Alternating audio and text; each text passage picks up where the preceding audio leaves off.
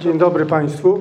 W imieniu Instytutu Pamięci Narodowej Oddział w Krakowie, Polskiego Towarzystwa Ziemiańskiego Oddział w Krakowie oraz Fundacji imienia Zofii i Jana Włodków witamy wszystkich dzisiaj na inauguracji 9. konkursu ogólnopolskiego, 9. edycji, a 11. w ogóle, bo na początku te konkursy odbywały się w Małopolsce. Ziemianie polscy XX wieku. Tegoroczny tytuł dotyczy reformy PKWN, czyli Wyrok na ziemiaństwo, 80 lat od komunistycznej reformy.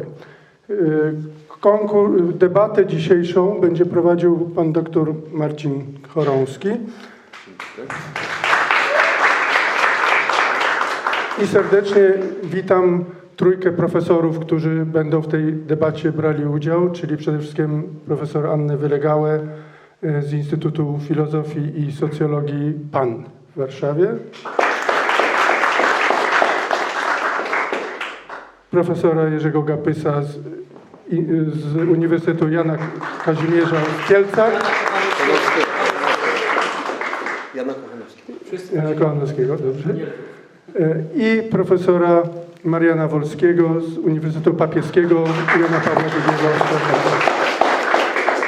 Witam serdecznie szczególnie uczniów i nauczycieli, którzy będą brać, mam nadzieję, w tym konkursie udział. Szanowni Państwo, ja może dwa zdania takiego historycznego wstępu. W 1944 roku, kiedy Armia Czerwona postępowała na zachód, gromiąc armię niemiecką, w lipcu 1944 roku konstytuowała się nowa władza, Polski Komitet Wyzwolenia Narodowego, który wydał szereg dekretów wprowadzonych w życie siłą przy pomocy również formacji NKWD, które postępowały za Armią Czerwoną, i wprowadzono w realizację m.in. dekret o reformie rolnej z 6 września 1944 roku, który zakładał bezwzględne wywłaszczenie z majątków ziemskich wszystkich właścicieli tychże majątków, które były powyżej 50 hektarów. O szczegółach będziemy tutaj dyskutować w towarzystwie naszych szanownych gości. Pani profesor Anna Wylegała jest adiunktem w Zespole Antropologii Kultury w Instytucie Filozofii i Socjologii Polskiej Akademii Nauk w Warszawie. Zajmuje się pamięcią biograficzną i społeczną, tożsamością zbiorową, tematyką Holokaustu, przesiedleń, historii społecznej Polski i Ukrainy w XIX i XX wieku, stosunkami polsko-ukraińskimi i reformą rolną. I jest autorką publikacji Był dwór, nie ma dworu, reforma rolna w Polsce, wydanej w 2021 roku przez wydawnictwo Czarne. Pan profesor Jerzy Gapys jest naszym stałym gościem, bywalcem nie tylko dyskusji, które prowadzimy wokół tematów związanych z historią ziemiaństwa w XX wieku, ale również jurorem etapu ogólnopolskiego konkursu, który jest tak naprawdę zwieńczeniem naszych corocznych projektów ziemiańskich. Zawodowo zajmuje się badaniem społeczeństwa polskiego w okresie dwudziestolecia międzywojennego i okupacji niemieckiej, w szczególności postaw społecznych i politycznych wybranych grup, przede wszystkim elit z polskiego społeczeństwa, w tym ziemiaństwa i duchowieństwa, na styku między innymi współpracy z polskim państwem podziemnym, czy też z organizacjami, które przede wszystkim zajmowały się pomocą społeczną w tym okresie, między innymi Radą Główną Opiekuńczą, Polskim Czerwonym Krzyżem czy Caritasem, codziennością okupacyjną i wojenną społeczeństwa w latach II wojny światowej. Pan profesor Marian Wolski jest profesorem Uniwersytetu Papieskiego Jana Pawła II w Krakowie, jest historykiem sztuki i historykiem, nauczycielem akademickim i kierownikiem dyscypliny na Wydziale Historii i Dziedzictwa Kulturowego Uniwersytetu Papieskiego Jana Pawła II w Krakowie. Zajmuje się genealogią, mediewistyką, znawcą historii Polski, szlachty oraz ziemiaństwa. Jest autorem m.in. takiej publikacji jak Potoccy herbu Pilawa do początku XVII wieku, studium genealogiczno-własnościowe,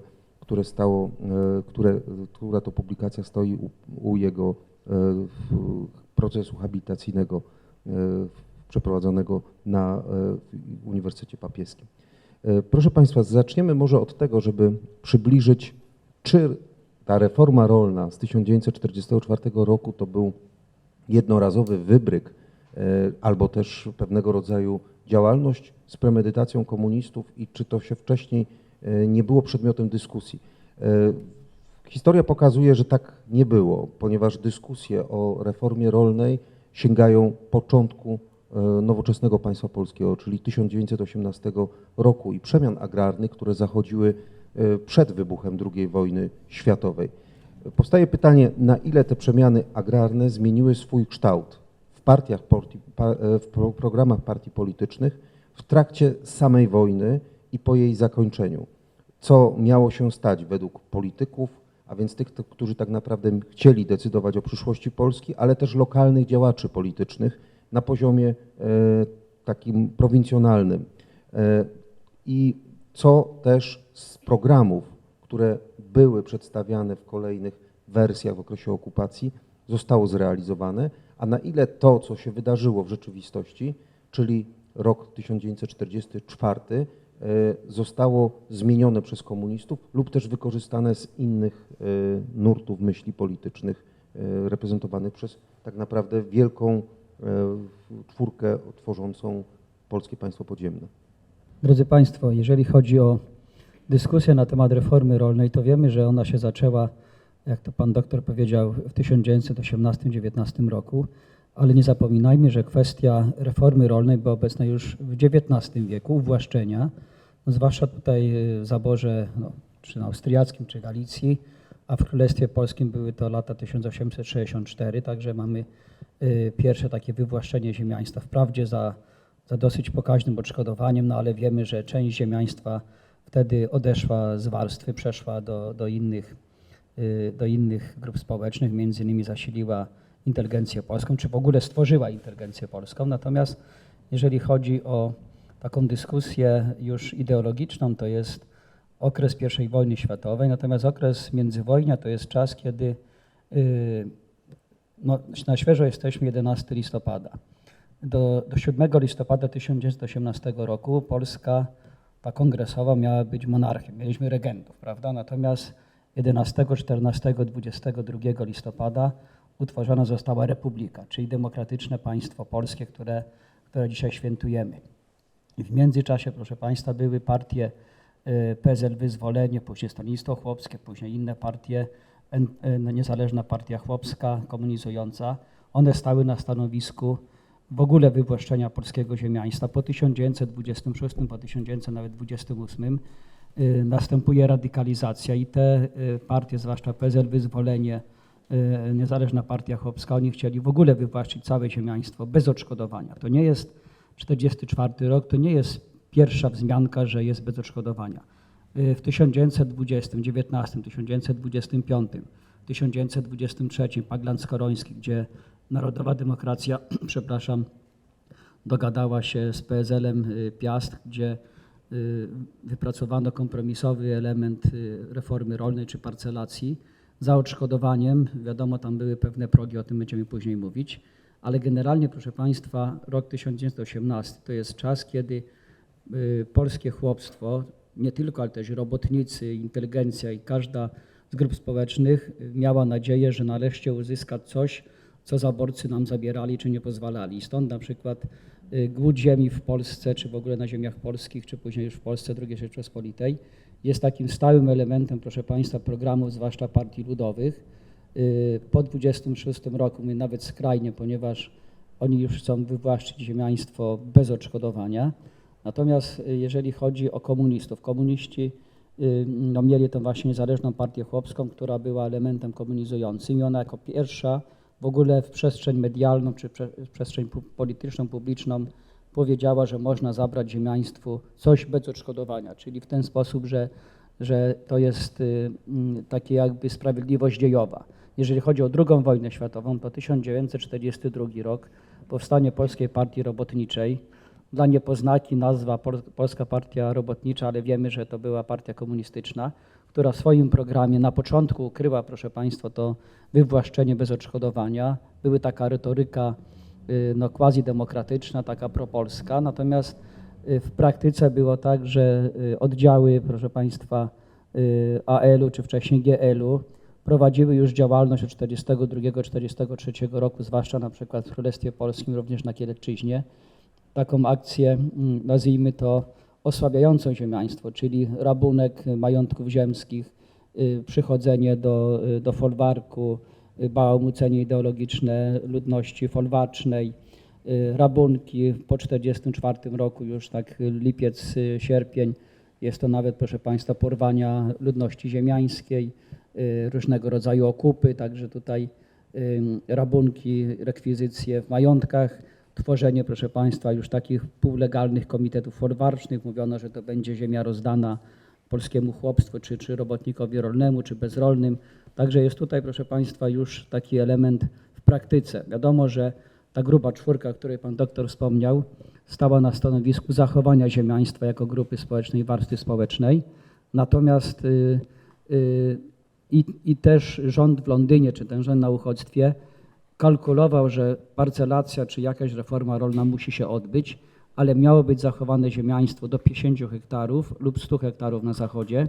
Także powrócono do myśli z lat 20., gdzie właśnie parcelacja objęła przede wszystkim majątki 180 hektarów powyżej, znaczy miała objąć w praktyce, bo troszkę inaczej, ale generalnie ziemiaństwo miało się stać bardziej taką klasą zawodową, rolniczą, takim elementem postępowym w polskim rolnictwie, ale też ta Polska, gdyby nie była komuna, też problem ziemiański byłby tu w jakimś sensie nie tyle zostawiony, ale też byłby tutaj ta parcelacja w jakiś sposób by nastąpiła. Oczywiście za odszkodowaniem, być może za cenę rynkową, także tutaj nie byłoby tej krzywdy, którą tutaj komuniści zrobili. Ja się zgadzam z tezą tytułową, że był to wyrok na ziemiaństwo w sensie klasy społecznej. To może tyle na początek. Pan profesor tutaj bardzo umiejętnie przedstawił te kwestie polityczne, kwestie programów, tego, co było planowane, co zostało już zrobione i pan słusznie pokazał, że to nie wzięło się znikąd, że to nie było tak, że mamy 44 rok i deus ex machina, pojawia się reforma rolna. To oczywiście nie było tak. Ja bym chciała przejść w to pole tego, co myśleli zwykli ludzie, czego się spodziewali, jaki był, że tak powiem, stan umysłu w tym 44 roku. Więc zaczynając od ziemiaństwa, chociaż pewnie pan profesor o tym więcej powie, ja myślę, że to dla nikogo nie było zaskoczenie i o tym warto powiedzieć. Że oczywiście to było w programach, to było w rozmowach, to było w negocjacjach politycznych, ale ani ziemiaństwo, ani chłopstwo, czyli ci bezpośredni aktorzy tego procesu, nie byli zaskoczeni tym, że to się dzieje. Jeśli chodzi o ziemiaństwo, to myślę, że przede wszystkim chodziło o to, że ziemianie wiedzieli, co się działo w 1939 roku na Kresach. Oni mieli krewnych, oni mieli wiadomości, były plotki, były informacje. Wiadomo było, co robi Armia Czerwona w momencie, w którym zaczyna wprowadzać nowy ustrój i w momencie, w którym ziemiaństwo okazuje się przeszkodą na drodze rewolucji. Więc ja myślę, że ziemianie wiedzieli, co może się stać. I tak naprawdę. Coś powiem. Tak, oczywiście, ad vocem. Dobrze? Tak. I tak naprawdę spodziewali się gorszych rzeczy niż tego, co się stało w 1944 roku. Jak się poczyta pamiętniki ziemiańskie, to tam jest właśnie takie poczucie napięcia i oczekiwania, że coś przyjdzie, coś się będzie działo. I ziemianie podejmowali również takie aktywne próby przygotowania się do sytuacji. Oni próbowali zabezpieczyć mienie. Oni myśleli, a może zostaniemy na tych 50 hektarach, może skupimy się, nie wiem, na hodowli bydła, może na mleczarstwie. Myśleli o różnych sposobach tego, żeby zorganizować swój byt.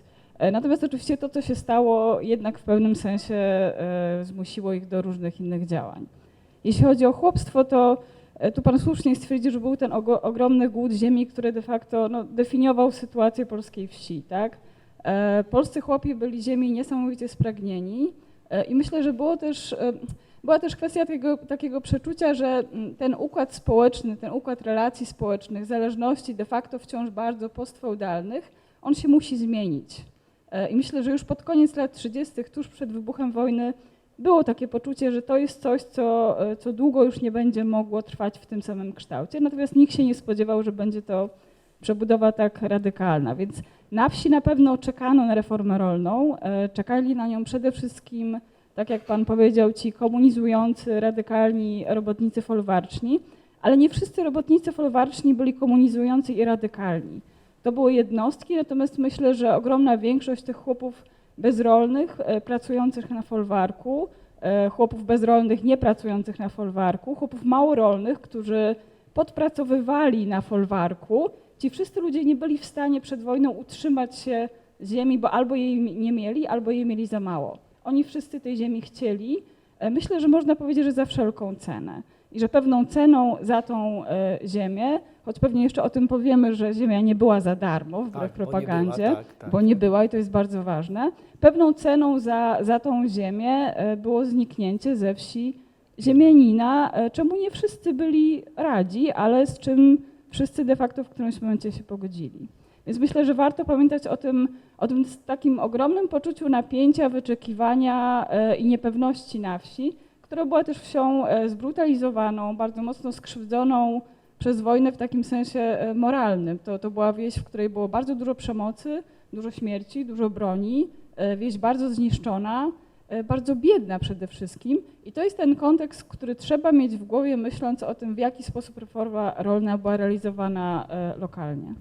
Znaczy tutaj pani profesor pięknie uzupełniła moją wypowiedź. No, pan doktor zapowiedział, żeby mówić o wpływach politycznych, to mówiłem, natomiast pięknie pani tu przeszła. Natomiast, drodzy państwo, to jest tak, że i ziemianie się spodziewali i nie spodziewali się, bo jak czytamy pamiętniki, ja się tutaj też, tak jak pani profesor, widziałem książkę, też sporo pamiętników zostało przeczytanych i część ziemian przewidywała, że rzeczywiście trzeba będzie się zająć jakimś elementem takim tego przemysłu rolnego, takiego specjalizacji i tak dalej.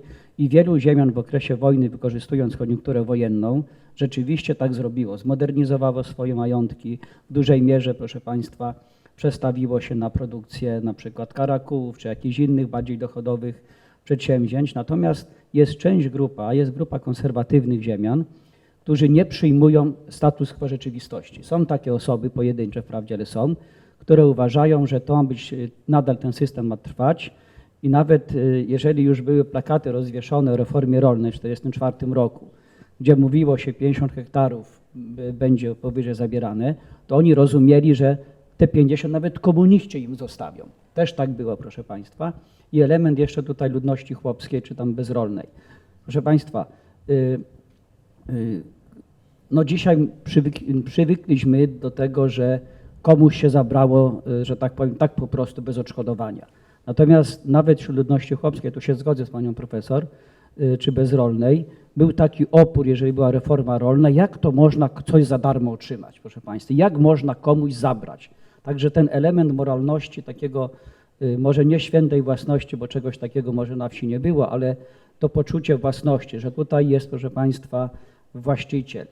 I nawet jak się czytać pamiętniki chłopów, to jest tak, że jak to dworu już nie będzie, proszę państwa. Był całe wieki obok kościoła, ratusza i w tej chwili nie będzie tego dworu. Także też jest taka, ja w swojej pracy naukowej jako jeszcze student miałem taki epizod,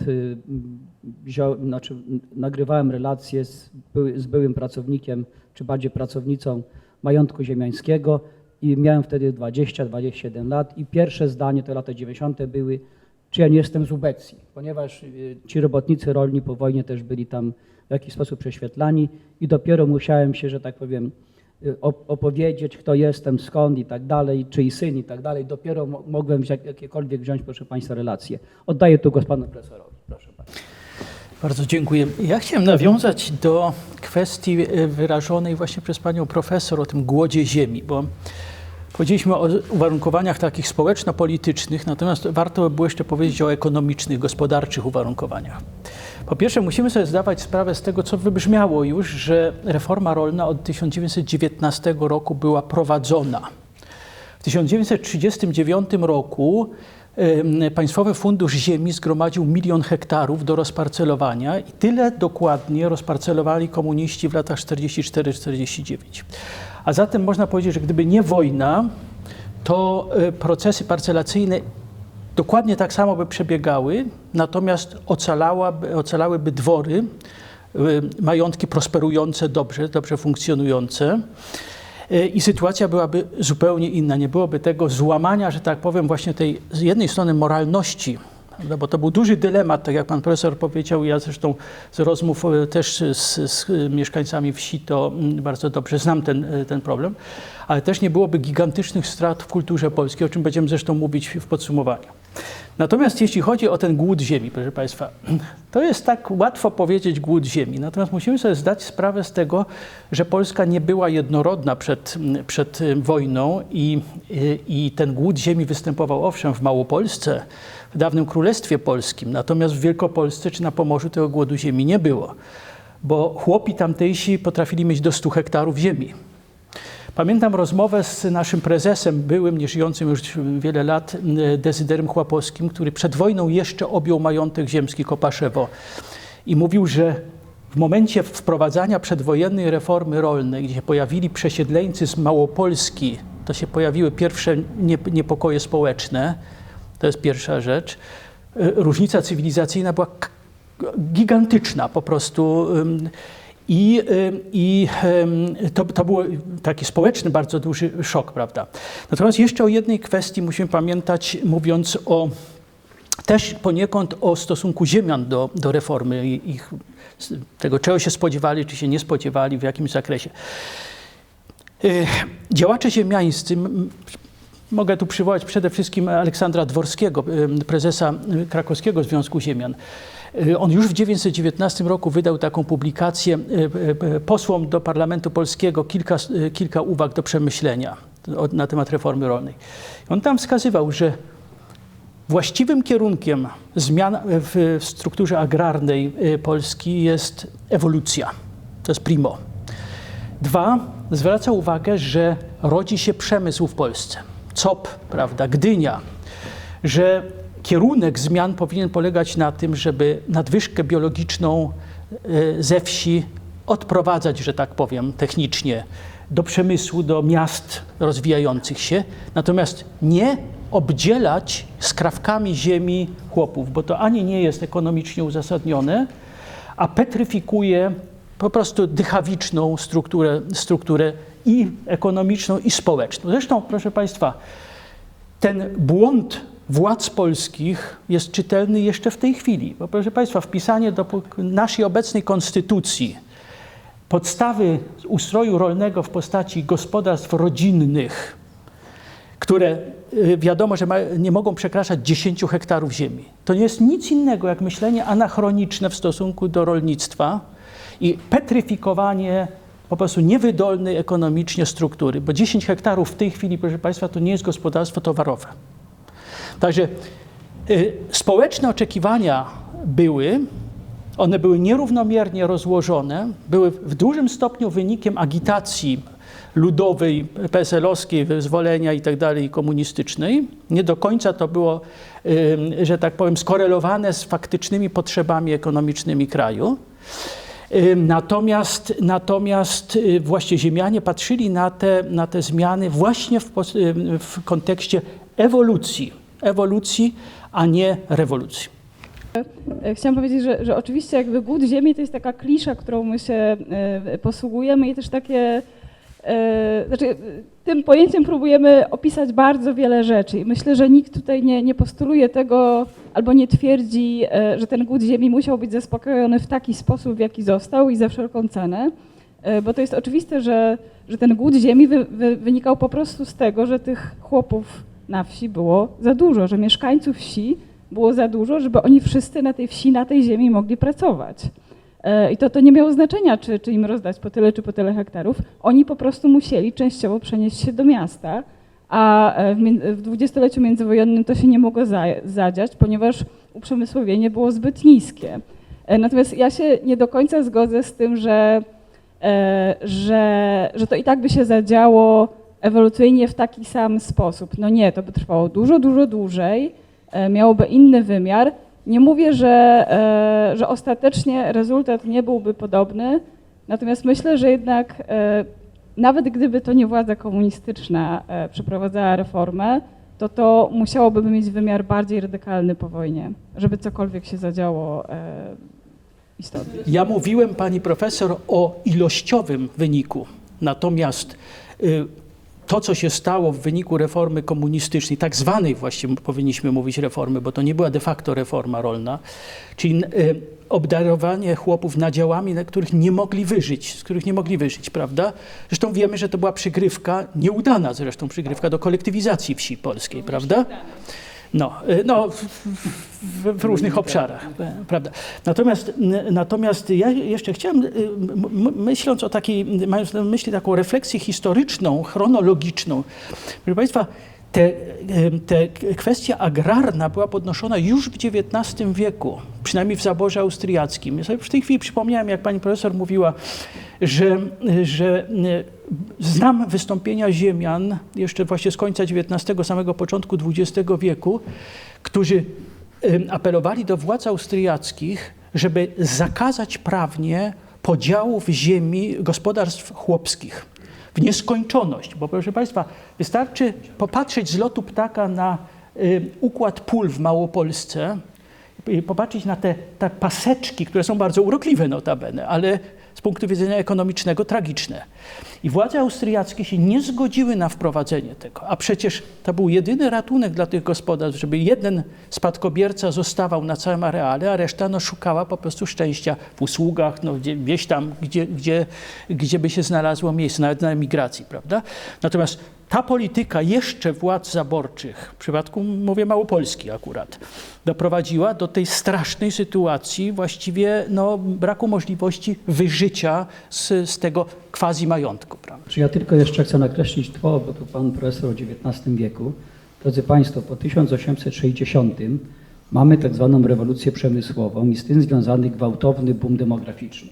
Nie zapominajmy, że powiedzmy wieś XIX wieku, pierwszej połowy jest wsią, może nie tyle mniej ludną, ale znacznie mniej tam mieszka osób i powiedzmy te nadziały ziemi są inne. Natomiast wszystko zadziało się w ciągu 30 lat i gwałtowny wzrost. Pamiętamy, że miasteczko, które miało 1,5 tysiąca, raptem staje się miastem kilkunastotysięcznym.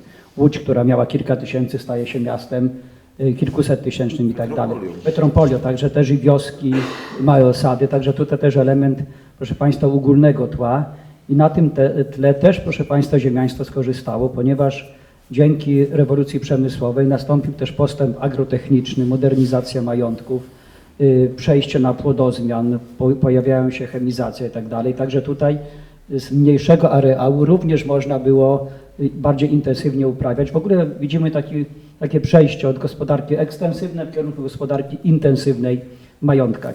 Jeszcze kwestia właśnie głodu ziemi. Proszę Państwa, trzeba sięgnąć jeszcze może dalej, może za daleko, ale ja myślę, że jednak to nie jest daleko. Gdzieś w XVI wieku nastąpiło pęknięcie, proszę Państwa, Europy na dwa jakby światy. Świat uprzemysłowiony bardziej, nowoczesny, zachodni i my jako tutaj państwa Europy Środkowo-Wschodniej, państwa surowcowe, rolnicze. I to pęknięcie również, myśmy przez 200-300 lat co robili? Rozwijali rolnictwo, surowce, generalnie takie przetwory, znaczy może nie przetwory, ale towary, które nie wymagały jakiegoś przetwórstwa, myśmy byli importerami na zachód. Natomiast myśmy od nich otrzymywali, powiedzmy, sprzęt ten przemysłowy czy tam przedprzemysłowy.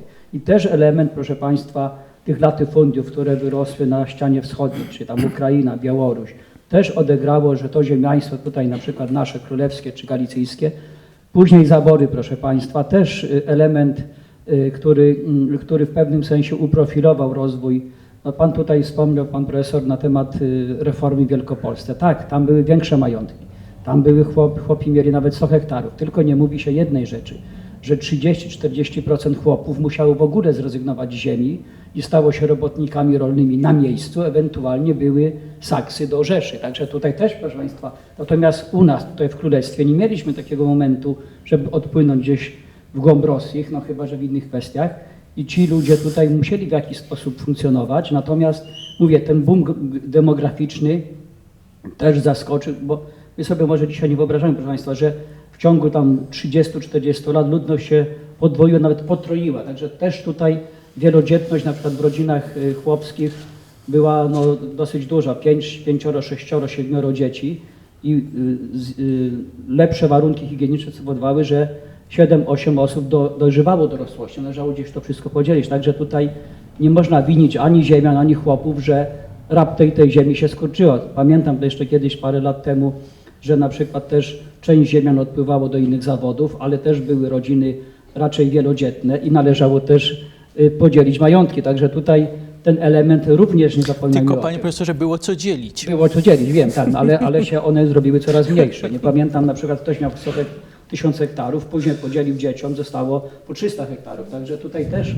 taki element jest. Także tyle z mojej strony, panie. Proszę Państwa, podsumowując tą część dyskusji, proszę pamiętać, że 35-milionowe społeczeństwo polskie u progu wojny 74% zamieszkiwało wieś.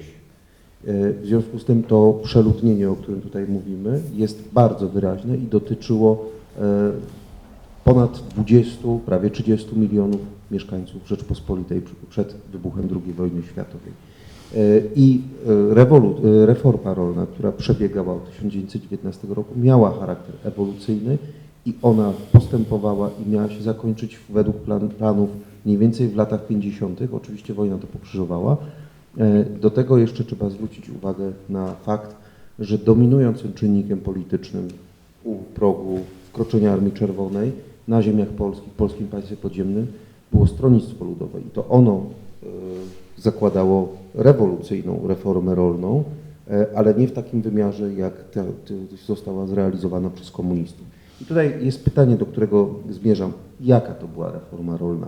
Jak ona wyglądała z różnych perspektyw? Od tych, którzy ją wprowadzili i realizowali, czyli działaczy komunistycznych w różnych instytucjach i organizacjach, ludowców, którzy przecież też z radością witali reformę rolną, innych partii politycznych, chłopów, robotników rolnych i samych ziemian. Jak to wyglądało? Może pani profesor? Tak, świeżo książeczka, tak piękna. Także Ja chciałam powiedzieć o tym, jak to wyglądało na wsi przede wszystkim. Tak lokalnie powiedziałabym od strony najmniejszej możliwej jednostki społecznej. Jak wyglądała reforma rolna, jak była realizowana? Ja bym powiedziała, że to się sprowadzało do tego, że ona nikogo nie zadowoliła na wsi. Że na wsi były ogromne oczekiwania względem reformy, natomiast tak jak już tutaj zostało powiedziane, tej ziemi było po prostu za mało, żeby nią wszystkich obdzielić i skutek był taki, że ja mam taki ulubiony cytat z jakiegoś sprawozdania z Kieleckiego, w którym napisano, że ziemia została nie podzielona, tylko rozpylona. Że właściwie ona już jest w tak drobnych nadziałach, że to już nie są realne ilości, na których można cokolwiek. Więc jeśli chodzi o same mechanizmy, to tak w trzech słowach to wyglądało tak, że dzielimy wszystko, co przekracza 50 hektarów, więc dzielimy również ziemię chłopską. Jeśli mamy w Wielkopolsce chłopa, który posiada 55 hektarów, to zabieramy mu wszystkie 55 hektarów. I ten chłop również musi wyjechać ze swojej wsi i nie może tam mieszkać. Więc w praktyce wygląda to tak. Przyjeżdża komisarz, który wywłaszcza ziemianina.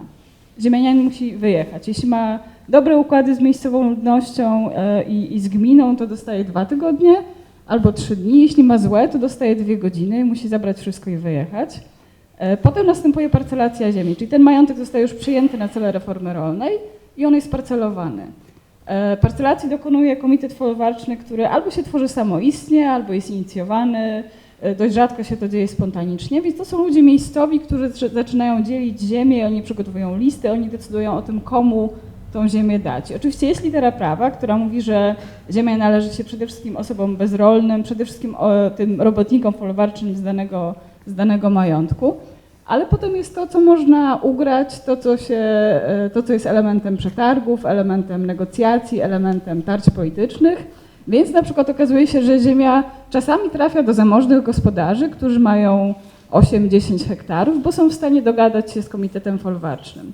Czasami ziemia nie trafia do ludzi, którzy tej ziemi nie mają, ponieważ miejscowy aktyw stwierdza, że im się nie należy z różnych przyczyn, bo należeli nie do tego stronnictwa, co trzeba przed wojną, bo w czasie wojny wsparli nie tych partyzantów, co trzeba, bo ich nie lubimy, bo dali za małą łapówkę i tak dalej, i tak dalej. Więc z jednej strony mamy literę prawa, bo nie są naszą rodziną. Więc z jednej strony mamy literę prawa i podział ziemi tym, którym ona powinna trafić i tym, którym ona się należy, powiedzmy tak według takich zasad sprawiedliwości społecznej.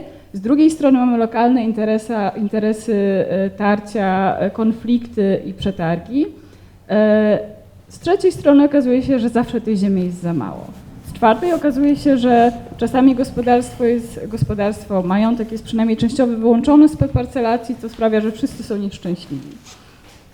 Więc to jest trochę tak, że to, w jaki sposób ta reforma rolna dzieje się lokalnie, w praktyce, na miejscu, zależy od bardzo, bardzo wielu czynników. Myślę, że to, co ja widziałam w źródłach, to przede wszystkim bardzo duże rozczarowanie tym, że właśnie ja nie dostałam wystarczająco dużo. Jeśli już dostałem, to dostałem taką ilość, na której trudno się było utrzymać. Myślę, że były bardzo duże potrzeby, bardzo duże oczekiwania, bardzo duża frustracja i że tak naprawdę reforma rolna skupiała jak w soczewce wszystkie te konflikty, które już przed wojną na wsi istniały. Między małorolnymi a folwarcznymi, między folwarcznymi a gospodarzami ze wsi, którzy dość sceptycznie byli nastawieni do reformy rolnej, ponieważ mówiąc krótko bali się, że skoro ziemia jest odbierana ziemiaństwu, to być może za chwilkę zostanie odebrana nam. I to de facto mówimy tutaj o tej próbie nieudanej kolektywizacji za parę lat. Więc to, co ja widzę w źródłach, co się dzieje w okresie reformy rolnej na wsi, to jest taki jeden wielki zamęt, z którego wynika bardzo dużo niedobrych rzeczy, trochę dobrych mimo wszystko, ale o tym porozmawiamy za chwilę, tak, w momencie, w którym będziemy mówili o skutkach. To ja może tutaj uzupełnię to tło, o którym to pani profesor mówiła. Zresztą pani w swojej książce, czy później tam w wystąpieniach odsłuchałem, też o tym pani mówi, no ale to zupełnie jako. Drodzy państwo, tutaj była mowa, że ziemiaństwo spodziewało się tej reformy. Później, kiedy nastąpiła Polska Lubelska w lipcu 1944 roku, no część ziemian trafiło na Syberię, część uciekło tutaj czy do Galicji, czy do województwa kieleckiego, no, do terenów centralnej Polski. I ziemianie podejmowali takie różne postawy. Pierwsza sprawa, część ziemian postanowiło przywitać Armię Czerwoną, czy później już komitety folwarczne we własnych majątkach. Czyli ci nie uciekali. Część zabrała się z Niemcami, pojechała pod granicę szwajcarską, czy tam francuską. Jeszcze inni uciekali do miast i tam próbowali się zakładać i w ich imieniu na przykład te majątki były przekazywane przez osoby zamieszkałe, które zostały. Proszę państwa, bardzo ważnym dokumentem są te tak zwane protokoły parcelacyjne. Zapewne pani profesor to przeglądała, tego jest całe mnóstwo. Akurat Archiwum Kieleckie jest bardzo bogate w tej kwestii i naprawdę to jest kopalnia wiedzy. I kiedyś napisałem taki artykuł na temat, co się możemy dowiedzieć z tych protokołów parcelacyjnych. Proszę państwa, i to jest tak, że zanim te protokoły zostały sporządzone, często następował już szaber, proszę państwa, majątku tego ruchomego, inwentarza żywego, martwego i często już ten protokół nie odzwierciedla prawdziwej natury majątku, który był w 1943 czy 1944 roku. I najczęściej, proszę państwa, jeżeli się ogląda te protokoły, no to jest podpis właściciela, który niejako zdaje na reformę rolną ten majątek. I część, proszę państwa, ziemian, tak jak pani profesor mówiła, w zależności od układów lokalnych, mogła nawet zostać parę miesięcy, niektórzy zostawali parę miesięcy w swoich majątkach, tylko jaki był, proszę państwa, problem? Że nie mieszkali już we dworze. Mam takie przypadki, gdzie ci ziemiani byli lokowani w jakiejś tam oficynie, to byłoby dobrze.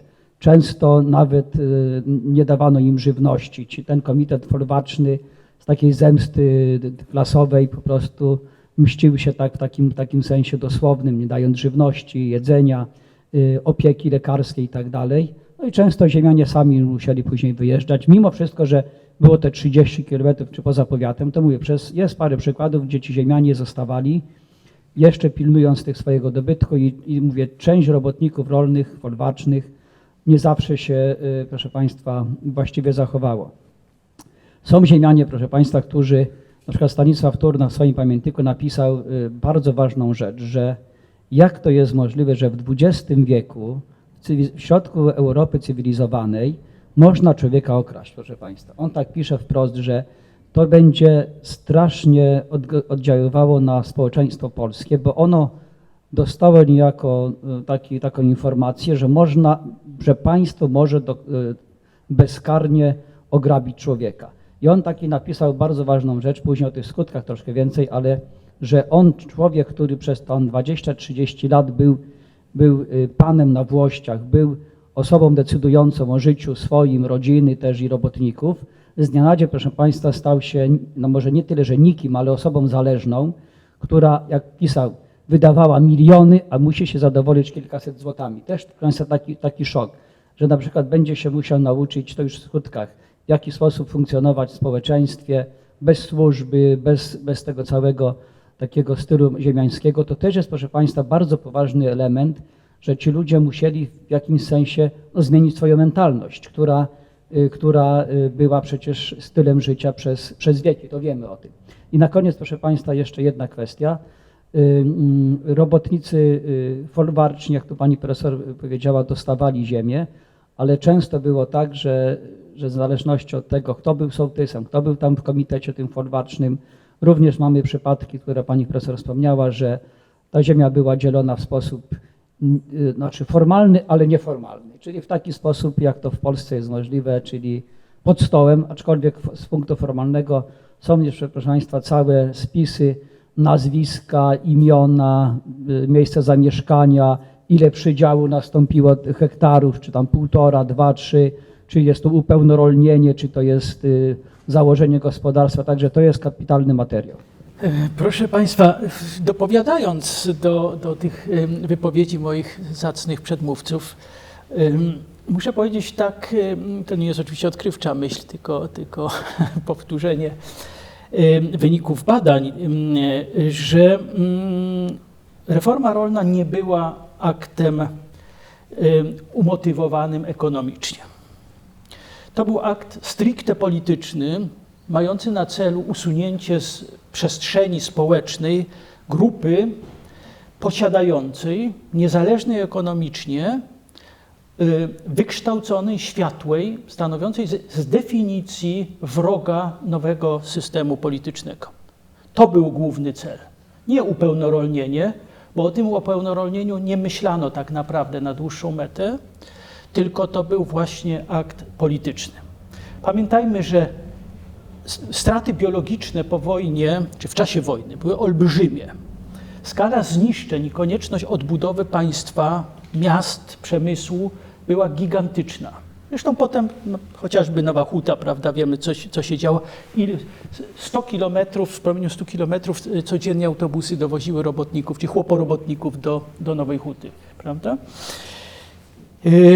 Natomiast ja chciałem się odnieść do jakby prawnej strony dekretu i sytuacji, w której został wprowadzony. Po pierwsze, proszę Państwa, to jest wrzesień 1944 roku. Wojna jeszcze będzie trwała ile miesięcy? Znaczy na ziemiach polskich do lutego gdzieś tam, nie? No tak. Ale powiedzmy sobie tak. Synowie ziemiańscy jeszcze będą walczyć do maja 40, czy nawet ciut później, do maja 45 roku, a w tym czasie ich rodziców, ich domy, ich rodzeństwo było rabowane. Polskich żołnierzy walczących na froncie, no głównie zachodnim, ale nie tylko, prawda? Czyli też znam wypowiedzi przecież zapisane tych właśnie ludzi, którzy z żalem ogromnym mówią, że walczyli za Polskę i ta Polska ich w tej chwili rabuje i morduje też, prawda? Bo przecież też były przypadki morderstw. I teraz tak, proszę Państwa, dekret przewidywał te progi, prawda, do 50 hektarów w Małopolsce, do 100 w Wielkopolsce i na Pomorzu, prawda? Wszystko, co powyżej, miało być parcelowane. Musimy pamiętać, że ponieważ celem była likwidacja warstwy społecznej, a nie przebudowa ekonomiczna czy społeczna, w tym sensie podniesienia poziomu reszty społeczeństwa. W związku z tym też parcelowano mniejsze majątki. Przecież jest x przykładów, że ktoś miał 45 i też go sparcelowali, wygnali, bo to nie o to chodziło, prawda? To jest pierwsza rzecz. Druga rzecz, proszę Państwa, to był akt, który zrównywał ziemian polskich z Volksdeutschami, prawda? Czyli, bo ziemianie zostali uznani za osoby, które szkodzą narodowi polskiemu. Trzecia rzecz, proszę Państwa, i to jest szokujące, ale z badań chociażby Krzysztofa Jasiewicza to bardzo dobrze wygląda. Proszę Państwa, po Niemcach i po trzecią grupą sprawców morderstw na ziemiaństwie polskim to są Polacy. To w cyfrach wyliczone jest, z cyframi się nie dyskutuje, prawda? Czyli był to akt niezwykle brutalny. Pan profesor wspomniał o zsyłkach na Sybir, ale właśnie też były przypadki, na przykład tu w Graboszycach ludność wiejska spaliła pana chrząszcza żywcem, prawda? Sam dekret o reformie rolnej przewidywał dla osób utrudniających albo sprzeciwiających się reformie rolnej karę śmierci. To był jedyny akt PKWN-u, który przewidywał karę śmierci, prawda, wobec osób, które w jakiś sposób torpedowałyby przeprowadzenie. A wykładnia tego, co to znaczy przeszkadzać, utrudniać, to już była w gestii poszczególnych, nie wiem, oddziałów powiatowego Urzędu Bezpieczeństwa, jakiegoś kierownika, czy jak to się tam nazywa, dowódcy oddziału policji, milicji, prawda, i tak dalej, i tak dalej. Jeszcze przecież NKWD, prawda, szalejące. Jak wyglądała ta reforma rolna? Proszę sobie wyobrazić, to tak do młodzieży mówię, macie się w ciągu 2 godzin wynieść z domu, w którym się urodziliście, macie swoje zabawki, ulubione sprzęty, książki, wolno wam wziąć torbę z czymś podręcznym, a tu trzeba wziąć ciepłe ubranie, bo idzie zima, pierzynę jakąś, żeby się czymś okryć, no jakąś lalkę, tak jak moja matka wzięła i koniec, prawda? Mimo że dekret nie mówił wprost o tym, to w takich wskazówkach dla brygad robotniczo-chłopskich, które przeprowadzały reformę rolną, było powiedziane, że mają być rekwirowane dzieła sztuki, biblioteki, archiwa, czyli wszystko to, co nie było w ogóle związane z ziemią. Mimo że dekret mówił, że rozparcelowaniu podlega ziemia rolna, to brano domy, parki, zabawki, ubrania, książki itd., itd. I wreszcie zakaz przebywania w stosunku do byłego już właściciela i jego rodziny w promieniu 30 kilometrów od miejsca zamieszkania. Proszę sobie wyobrazić, że moja babka, która owdowiała w grudniu 1943 roku, pochowała męża na parafialnym jeszcze cmentarzu i nigdy do śmierci w 1973 roku nie pojawiła się tam, bojąc się, że może nie tylko o siebie, ale o dawnych pracowników, sąsiadów, którzy mogliby mieć grube nieprzyjemności z powodu kontaktów z byłym właścicielem. Takie były realia. I jeszcze ostatnia rzecz. Też, proszę Państwa, do lat 70., ja to pamiętam osobiście, jak chciało się sprzedać coś, bo jeszcze, prawda, były wilcze bilety, właściciel ziemski i jego rodzina nie mogli się dostać na studia, młodsze, prawda, pokolenie, na lepszą pracę zawodową nie można było, bo trzeba było zadeklarować pochodzenie. Jak było pochodzenie ziemiańskie, to się wtedy wpisywało inteligencja pracująca, ale i tak jak było nazwisko jakieś takie znane, no to... Więc stworzono ludzi nie drugiej, trzeciej albo czwartej kategorii, prawda? Ale skutkiem tego nastąpiła peuperyzacja straszna, prawda? Ludzi, którzy... To nie jest ważne, że ktoś był przyzwyczajony do wydawania większej ilości pieniędzy, bo to tak naprawdę życie ziemiańskie było bardzo skromne, a nadwyżki finansowe inwestowano przede wszystkim w rozwój gospodarstwa. Unowocześnienie. Milionami w sensie No, gospodarczym. obrót, ale chłopi teraz też na wsi obracają kwotami, o których nam się nie śniło, prawda, jako pracownikom naukowym. Natomiast, proszę Państwa, do lat 70., 76 chyba to jeszcze było, jeżeli się chciało sprzedać jakiś, no, żeby żyć z czegoś, jakiś obiekt zabytkowy w desie ówczesnej, trzeba było wypełnić i podpisać taką deklarację, że to nie jest pochodzenia podworskiego, jak nazywano, bo w przeciwnym razie było to konfiskowane. Takie były, proszę Państwa, realia wprowadzania reformy rolnej w 1944 i 1945, bo pamiętajmy, że to był proces. Ponieważ mamy dyskutować, to ad vocem mają jakąś tam wartość, więc ja chciałam ad vocem a propos... Dobrze, to ty dyscyplinominacji, jeśli chodzi o czas, więc postaram się krótko. Ad vocem brutalności reformy, ona niewątpliwie była, natomiast ja mam jednak poczucie, że ona mogła być dużo bardziej brutalna i ziemiański strach wyrażony właśnie tymi ucieczkami do miasta, tak, przed Armią Czerwoną, ucieczkami gdzieś bardzo daleko, byle dalej, Pokazywał, że ziemianie naprawdę spodziewali się czasami tego scenariusza najgorszego, który znali z Kresów Wschodnich. A jednak mimo całej brutalności, mimo tych strasznych skutków związanych z utratą domu, statusu, z utratą możliwości zarobkowania i wszystkiego innego, o czym pan profesor słusznie mówił, to mogło się skończyć dla ziemian gorzej. Również z takiego względu, natomiast nie skończyło się również dlatego, że w ogromnej większości polskich majątków ziemiańskich relacje między właścicielami a chłopami były dobre albo bardzo dobre. I również dlatego to się skończyło nie tak źle, jak mogło w sensie fizycznej opresji.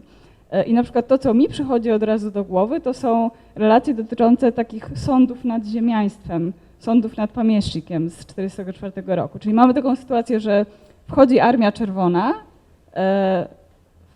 wchodzą krasnoarmiejcy i mówią, gdzie jest pan? Gdzie jest pan? Będziemy go stawiać pod ścianę i będziemy go rozwalać, mówiąc krótko, bo jest właścicielem ziemiańskim i tak trzeba zrobić. No i chłopi przyprowadzają tego pana i krasnoarmiejcy pytają, a czy dobry był pan? I chłopi mówią, no dobry był pan. No i to sprawia, że tego pana nie rozstrzeliwują na miejscu. I ja nie znam ani jednego przykładu, kiedy rzeczywiście ziemianin zostałby podczas takiego sądu rozstrzelany, a widziałam kilkanaście, może 20 kilka tego typu relacji o takich wydarzeniach. I to się po prostu nie działo, ponieważ te relacje były relatywnie dobre, tak? Więc oczywiście jakby brutalność niekwestionowana, natomiast myślę, że to, że ta brutalność nie sięgała takiego apogeum, jakie było na Kresach Wschodnich, pokazywała... Tej fizycznej likwidacji. Dokładnie, tak, tej tak, fizycznej likwidacji. Tutaj pani profesor o tym mówi. Pan Fizyczna- wspomniał o tym przypadku, którego ja zresztą nie znam, chętnie się dowiem więcej, więc to oczywiście straszny incydent, natomiast myślę, że rzeczywiście takich przypadków było bardzo mało, co pokazywało właśnie te dobre relacje i co zadawało kłam propagandzie o krwiożerczych, krwiopijcach itd., itd. I dwa słowa mogę o postawach wobec reform, bo mówiliśmy o tych postawach ziemiańskich, o antycypacjach, o oczekiwaniach, o lękach, o strategiach. Natomiast warto też powiedzieć o tych postawach chłopskich dotyczących ziemi, dotyczących brania ziemi, bo tutaj już się pojawiła kwestia tego, że chłopi wcale nie tak chętnie i ochoczo tą ziemię brali i z nie tak oczywistymi poczuciami, bo oczywiście głód ziemi, oczywiście pragnienie o pełne rolnienie, oczywiście po prostu chęć poprawienia swojego losu. Natomiast z drugiej strony to tutaj padło, że ziemia po pierwsze miała taki wymiar symboliczny, tak? Wszyscy chcieli mieć ziemię, bo ona nie tylko zapewniała byt, ale też ktoś, kto miał ziemię, był kimś po prostu, tak? Natomiast ziemię na wsi się albo dziedziczyło, albo kupowało. I sytuacja, w której przychodzi ktoś, kto zabrał ziemię jednym i daje albo odsprzedaje, jest paserem, daje ją komuś innemu z jakichś różnych zideologizowanych względów, jest bardzo dziwna.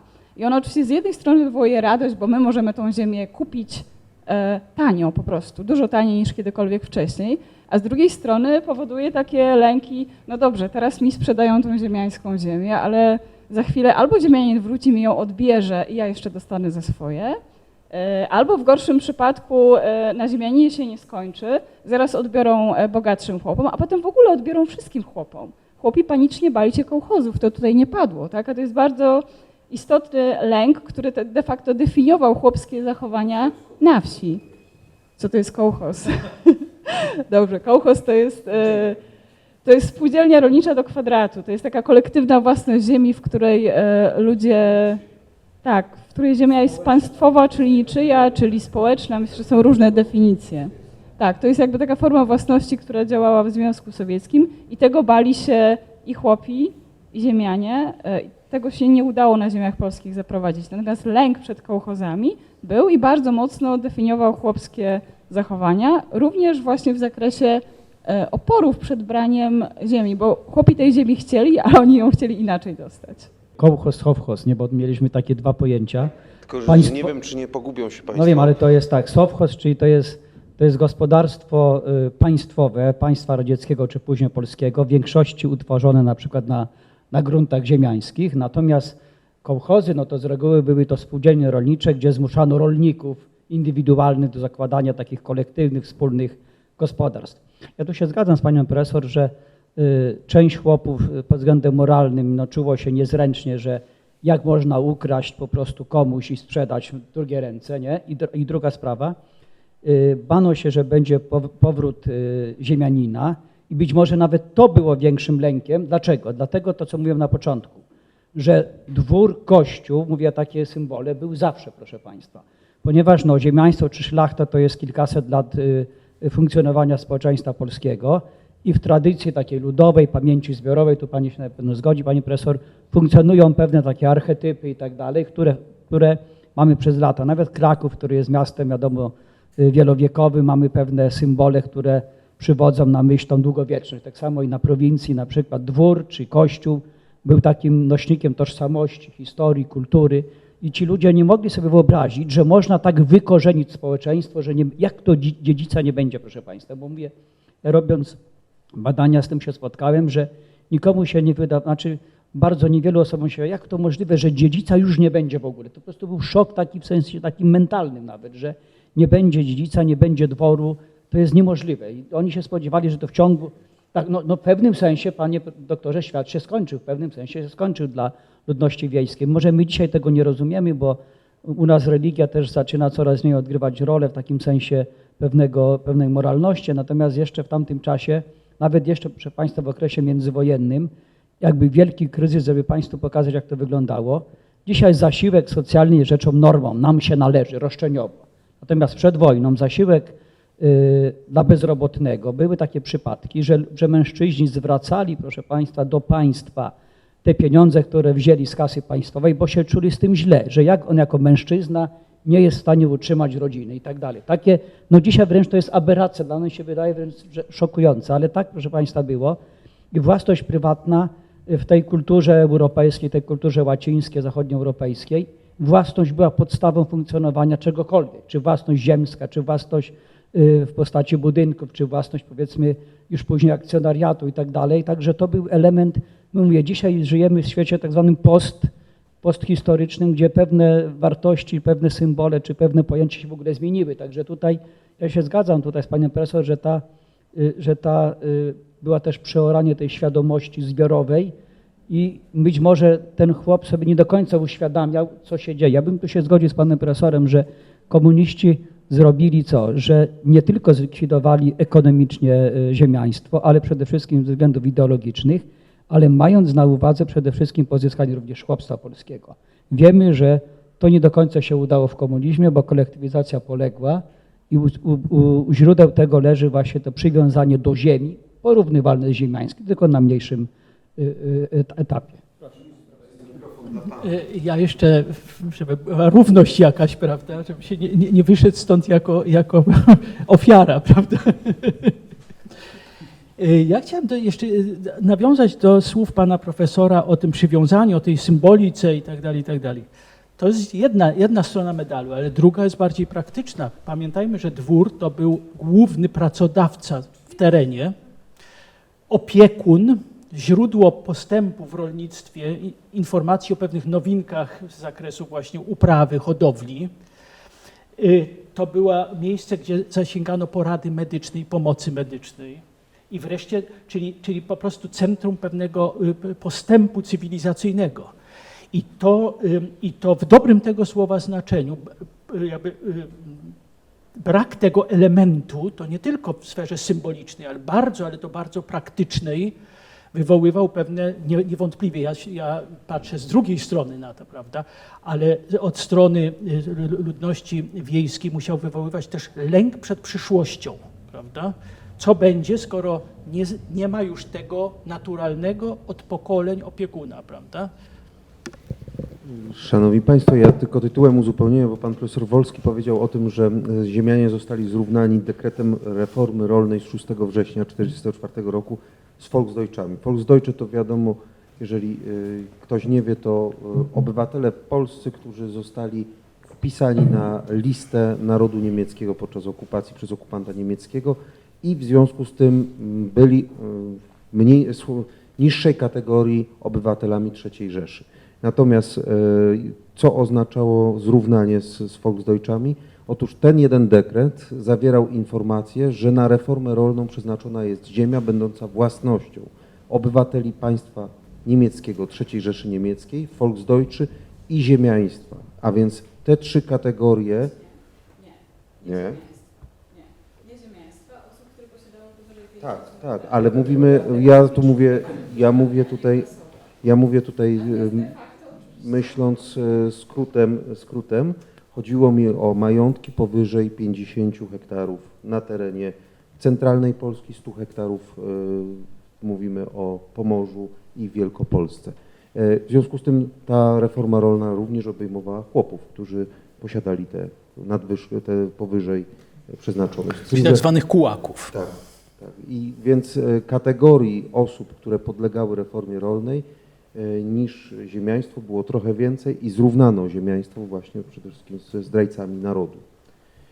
Przechodząc do skutków, bo to jest jeden ze skutków, prawda, że zrównano ziemian, chciałbym prosić o taką analizę, mam prośbę o krótką analizę, jakie skutki, nie, ja się boję, że młodzież ma dosyć, jakie skutki dla polskiego społeczeństwa przyniosła ta komunistyczna reforma rolna, co społeczeństwo zyskało, a co straciło, bo tutaj są wyniki badań, które wskazują na to, że straty dla społeczeństwa były duże. I co ziemiaństwo straciło bezpowrotnie. Ponieważ ja jestem socjolożką z wykształcenia, to ja bardzo nie lubię strasznego konstruktu, którym jest społeczeństwo. Bo co to znaczy społeczeństwo? Społeczeństwo polskie składało się z ziemian, komunistów, chłopów, zamordowanych Żydów, ocalałych Żydów, z bardzo wielu ludzi, którzy mieli bardzo różną rolę w reformie rolnej i dla których te skutki były bardzo, bardzo różne. Więc bardzo krótko. Ja jestem zdania, że o ile pewnie nie twierdziłabym, że reforma rolna była zbrodnią, powiedziałabym, że reforma rolna była tragicznym w skutkach błędem, którego skutki odczuwamy w różnym wymiarze do dziś. Zaczynając od ziemiaństwa, to myślę, że tutaj panowie pewnie rozwiną. Ziemiaństwo straciło wszystko, poczynając od domu, od własności, warsztatu pracy, dziedzictwa, statusu. Dla ziemiaństwa reforma rolna była niezawinioną i straszną tragedią. Myślę, że w wymiarze takim szerszym, zbiorowym, społecznym, przede wszystkim w kontekście ziemiaństwa społeczeństwo traciło spuściznę materialną. Tak? To jest to, o czym pan profesor mówił, że nawet jeśli reforma miała się zadziać, to ona nie musiała się wiązać z takim zniszczeniem, z takim marnotrawstwem. Te wszystkie dwory, które zostały odebrane, one nie musiały zostać zniszczone, spustoszone, rozszabrowane. To była straszna zbrodnia na spuściźnie materialnej. Natomiast jeśli chodzi o chłopstwo, to są bardzo nieoczywiste rzeczy, o których moglibyśmy dyskutować przez kolejną godzinę. I ja tak powiem w bardzo dużym skrócie. Myślę, że mamy te dwa wymiary, wymiar tożsamościowy, społeczny i wymiar ekonomiczny.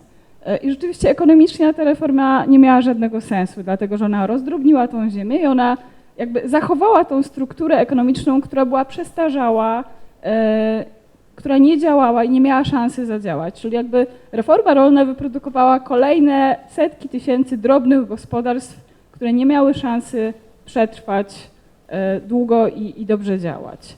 I to było zupełnie bez sensu. Natomiast w wymiarze takim tożsamościowym myślę, że jednak reforma rolna miała ogromne pozytywne znaczenie dla tych rzesz chłopskich, które dostały chociażby po tym 1 hektarze, bo to zmieniało ich status społeczny na wsi. Oni z robotnika, który nie miał nic i który był podległy ziemianinowi, dzierżawcy, karbowemu itd., on się stawał właścicielem ziemskim, chłopem, właścicielem 1 hektara. Nie miało to żadnego sensu ekonomicznego, natomiast dla jego tożsamości, dla jego poczucia wartości miało to ogromne znaczenie. I teraz pytanie, jak będziemy oceniać te znaczenia, tak? Pytanie, kogo zapytamy. Ja na potrzeby tej książki rozmawiałam i z potomkami ziemian, którzy tracili, i z chłopami, którzy dostali, okupili to bardzo dużym wysiłkiem, i z chłopami, którzy nic nie dostali i dość negatywnie się o tej reformie wypowiadali. I chyba jednak najbardziej mi w pamięć zapadły te rozmowy z potomkami chłopów, którzy zyskali ziemię w wyniku reformy rolnej. Bo to są takie bardzo wstrząsające opowieści o tym, że my w końcu zaczęliśmy być kimś, że to było ogromny wysiłek, że myśmy byli biedniejsi po 1944 roku niż przed 1944, bo tak jak Pan mówił, wielokrotnie było tak, że robotnikowi rolnemu, który pracował na folwarku, nie działo się ekonomicznie źle. Czasami źle, a czasami to była praca, która była jakoś tam zabezpieczona, zorganizowana i tak dalej. I bardzo często było tak, że zwłaszcza te pierwsze lata po reformie rolnej sprawiały, że paradoksalnie poziom życia tych robotników folwarcznych, którzy dostali ziemię, się obniżał. Im się zaczynało dziać gorzej. Ale to był taki moment przejściowy, który mimo wszystko gdzieś tam ginie we wspomnieniach, a to, co jest pamiętane, pamiętana jest właśnie ta radość ze zmiany, z tego wybicia się na zupełnie inny status społeczny. Więc ja bym powiedziała, że musimy pamiętać z jednej strony o ziemiaństwie, jego tragedii, o tym wywłaszczeniu, które było bezprawne, bez sensu, ekonomicznie jakby szkodliwe, o tej stracie w spuściźnie materialnej, a z drugiej strony mamy tą wieś, dla której skutki reformy rolnej były bardzo, bardzo nieoczywiste i bardzo złożone ze względu na to, o kim tak naprawdę mówimy z tej wsi. Wiadomo, że ludność chłopska była bardzo rozwarstwiona jeszcze przed okresem wojennym czy w czasie II wojny. I tak zwani komornicy, czyli osoby, które były bezrolne, nieposiadające ziemi, mieszkające często na komornym, ewentualnie dorabiających we dworach czy bogatego chłopstwa, w tej drabinie, na tych szczeblach ludności wiejskiej stali naprawdę na takim niskim poziomie. I ziemia to było coś takiego, jak to pani profesor powiedziała, że oni poczuli się nareszcie u siebie, nareszcie ludźmi, którzy coś posiadają, że nie są osobami zależnymi wyłącznie od jakiegoś pracodawcy. Natomiast i byli zaakceptowani w pewnym sensie przez społeczeństwo to wiejskie, tą ludność wiejską, jako posiadacze, może nie ziemscy, może to jest duże słowo, ale ziemi, no w sensie takim, że jakiś majątek. Problem był jaki, proszę Państwa, że część tych robotników rolnych wykonywało bardzo konkretne prace w majątkach czy u chłopów. I oni musieli się z czym zmierzyć, proszę Państwa? Z organizacją pracy na roli we własnym gospodarstwie, czy nauczyć się uprawiać tą rolę, organizować zasiewy i tak dalej. To też, proszę Państwa, było wyzwanie. No bo on na przykład był fornalem i on głównie wykonywał, powiedzmy, orkę czy siew. Natomiast musiał tu zająć się już wszystkimi elementami, rozdziałem pracy. Wprawdzie był to hektar czy dwa, ale mimo wszystko trzeba było wiedzieć, w którym momencie posiać, w którym momencie zbierać, kiedy zrobić podorywkę i tak dalej, kiedy płodozmian zrobić na ziemi. To też, proszę Państwa, takie agrotechniczne rzeczy też były problemem na początku, no ponieważ była to sprawa troszkę większa. I druga sprawa, moim zdaniem jeszcze ważniejsza, w sensie takim tożsamościowym, została, proszę Państwa, na polskiej wsi, to do dzisiaj jest widoczne, tak jakby zerwana ciągłość kulturowa i historyczna, proszę Państwa. I dzisiaj, ja kiedyś robiłem badania, takie pamięć zbiorowa w powiecie opoczyńskim na przykładzie 2-3 gmin i okazuje się, że pamięć historyczna przeciętnego Polaka, człowieka mieszkającego na prowincji, we wsi czy tam w małym miasteczku, sięga maksymalnie 100-120 lat.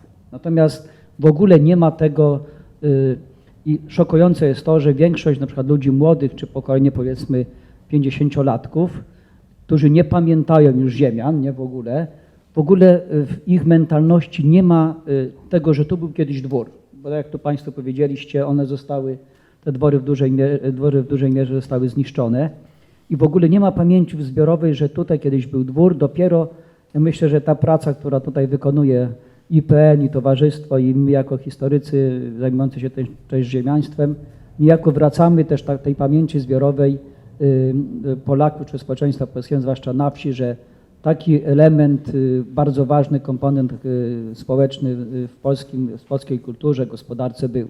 I to jest szokujące, że nie ma w tych opowieściach albo jest bardzo rzadko ziemianin. Także te konkursy niejako mają też sens, żeby poszukać tych korzeni, poszukać, mówię, tam gdzie jeszcze dwór jest, czy tam jakieś tam pozostałości, to jest. Natomiast tam, gdzie zostały zrównane, no to praktycznie tej świadomości nie ma. I mówię, my staliśmy się narodem, no powiedzmy, jak to pan Leszczyński mówi, chłopskim, ludowym, w tym sensie, że mamy pamięć taką krótką. Ja wiem, że w tej chwili historia elity, próbujemy to w tym sensie historycy próbujemy to na nowo przywrócić, ale ale nasza pamięć jest i ludowa w dużej mierze i jest powiedzmy 100, no, maksymalnie 120. Mówię o zbiorowej pamięci, która taka jest bieżąca, bo co innego jest czytanie i tak dalej. Mi chodzi taka pamięć kolektywna. Proszę Państwa, skutki. Tak jak pan profesor przed chwilą wspomniał i ja to obserwuję, bo ja mam akurat to szczęście, że ja wróciłem do domu moich, do kawałku domu moich dziadków. Mam kontakt z ludnością wiejską, rozmawiam, prawda, a oni ze mną, prawda. Jest to takie nietypowa dosyć sytuacja, więc mam pewien ogląd też z tej drugiej strony. Ale chcę od czegoś innego zacząć, mianowicie przyjmuje się tak służby konserwatorskie Polski, współczesnej Polski III Rzeczypospolitej, szacują straty spowodowane w zakresie kultury, straty na wsi polskiej, czy w ogóle w Polsce, wywołane reformą rolną, jako największą tragedię obok zniszczenia Warszawy. Skala zniszczeń, i to bezpośrednich zniszczeń i pośrednich, tutaj myślę o tym, proszę Państwa, muzea polskie to są wielkie składnice kradzionego mienia. I nie dość, że kradzione, to jeszcze pozbawione łączności historycznej, prawda? Kiedyś portret wiszący na ścianie w mieszkaniu, prawda, we dworze, było wiadomo, kto to jest, prawda? W tej chwili jest to mężczyzna w kontuszu, prawda? To jest strata też taka niematerialna, ale tożsamościowa, prawda? Reforma rolna przyniosła to, co pan profesor powiedział, ogromną wyrwę w tożsamości wsi, właśnie pozbawiając jej tego kontekstu historycznego. Ja to potwierdzam w 100%, prawda? Zresztą w ogóle z tożsamością na wsi jest duży problem, bo tam nie ma ciekawości u chłopów, ja zauważyłem. Ja na przykład pytam się sąsiadów moich, co tam w tej wsi tam drugiej jest ciekawego, a ja tam nigdy nie byłem. Taka odpowiedź jest. W ogóle, więc to jest też bardzo ciekawa historia. Natomiast co do tych skutków, proszę Państwa, jeszcze, to musimy pamiętać też o długofalowym skutku. Bo to doraźnie, że oni się tam poczuli, to pokolenie, które nie miało, a dostało, to ono się poczuło upodmiotowione. Natomiast proszę zauważyć, że obok tych kwestii, o których już wspomnieliśmy, nastąpił po wojnie wtórny analfabetyzm. To są prace pedagogów na przykład, czarno na białym wychodzą te kwestie. Nie wykorzystała społeczność wiejska tego olbrzymiego ładunku punktów na studia. Brak jest do tej pory, niestety, bo to trzeba sobie powiedzieć niestety, poszanowania wykształcenia na wsi. Ile ty zarabiasz? 1200 po studiach, no to kim ty jesteś, prawda? Bo tutaj ten po zawodówce zarabia 5, prawda? Są to zjawiska, z którymi się władza ludowa nie uporała, nie wykorzystano tego, a potencjał ekonomiczny tego rozdzielonego, czyli właśnie jak pani powiedziała, to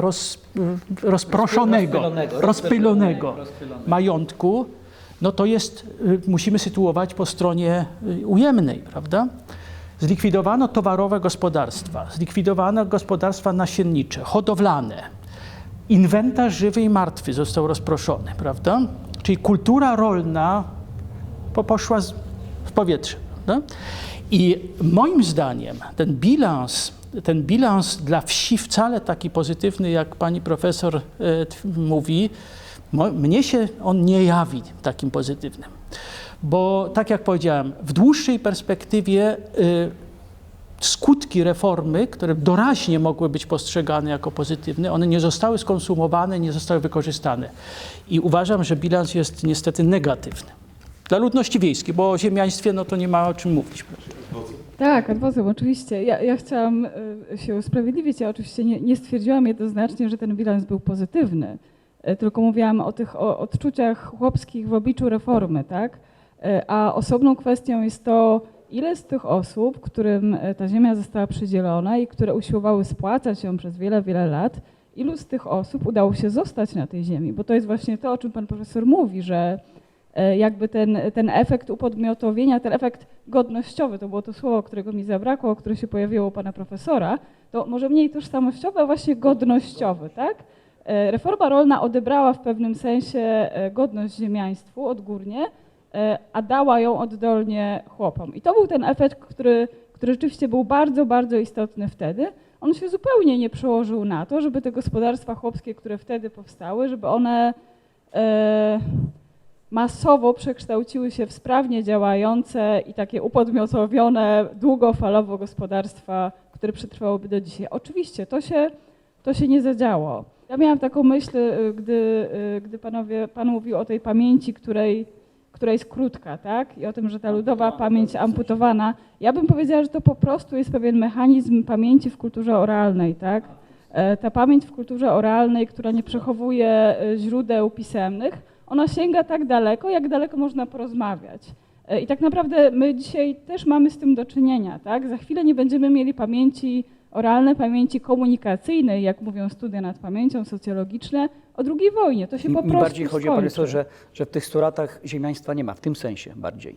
I z tym się nie zgodzę, ale myślę, że jest to temat na osobną debatę, bo ja spędziłam ostatnie 5 lat na wsi, rozmawiając w terenie nie z chłopami, bo chłopów już dzisiaj w takim rozumieniu, w jakim mieliśmy ich w momencie realizacji reformy rolnej, nie ma na wsi. Dzisiaj na wsi mamy mieszkańców wsi, którzy bardzo I często... producentów. I producentów, tak. którzy przede wszystkim bardzo często w ogóle nie są z tą wsią związani. Oni tutaj przyjechali, więc też trudno, żeby oni mieli pamięć o ziemianinie, bo ich przodków tutaj często nigdy nie było, tak? Więc też pytanie, która to jest wieś? Czy to jest wieś w zachodniopomorskim, gdzie w ogóle Nie, to jest polskich ziemian nie było? Kielecczyzna. Ale nawet na Kielecczyźnie mamy XY wsi, gdzie mamy ludzi przyjezdnych, tak? Którzy nie pracują też w rolnictwie, więc to jest bardzo specyficzna i zmieniająca się pamięć. Natomiast ja bym poszła może w kierunku takiego stwierdzenia, że jeśli tragedią, którą przyniosła reforma rolna, była właśnie ta amputacja pamięci i to pozbawienie dziedzictwa i ciągłości,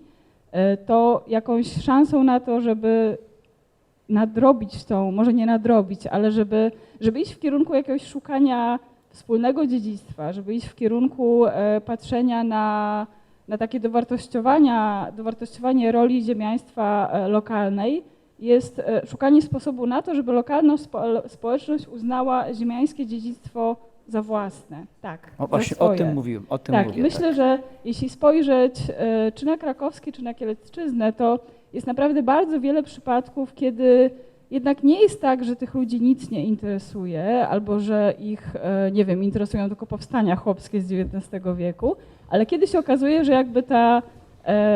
No to tak, minutka, czas. nie? Ale kiedy się okazuje, że właśnie ta historia ziemiańska jest też historią tej wsi. Czyli jakby, ja bym powiedziała, że szansą na to, żeby nie nadrobić, szukam dobrego słowa, ale żeby Przywrócić pamięć.